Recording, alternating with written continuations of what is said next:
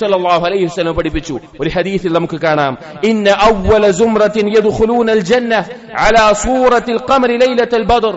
ആദ്യമായി സ്വർഗ്ഗത്തിലേക്ക് കടക്കുന്ന ഒന്നാമത്തെ സംഘം അവർ പൂർണ്ണ നിലാവുള്ള രാത്രിയിൽ ചന്ദ്രൻ എത്രത്തോളം ഭംഗിയുള്ളതാണോ അതുപോലെയുള്ളവരായിരിക്കും. സുമ്മല്ലദീന യലൂനഹും അലാ അശദ്ദി കൗകബിൻ ദുജ്ജിയിൻ ഫിസ് സമാഇ ളാഅതൻ. പിന്നീട് വരുന്ന ആളുകൾ ആകാശത്ത് ഏറ്റവും പ്രകാശിക്കുന്ന നക്ഷത്രങ്ങളെ പോലെ ആ പ്രകാശത്തിന്റെ അളവിൽ ഓരോന്നായിട്ടായിരിക്കും സംഘം സംഘമായി കയറുക. ലാ യബൂലൂൻ, ആ സ്വർഗ്ഗത്തിൽ അവർക്ക് മൂത്രിക്കേണ്ട ആവശ്യമില്ല. വലാ യതഖവ്വതൂൻ, അവരവിടെ കാഷ്ടിക്കുകയില്ല. വലാ യത്ഫുലൂൻ, അവർക്ക് തുപ്പേണ്ട ആവശ്യമില്ല. വലാ യംതഖിതൂൻ, അവർക്ക് അവിടെ മൂക്ക് ചീറ്റേണ്ട ആവശ്യമില്ല.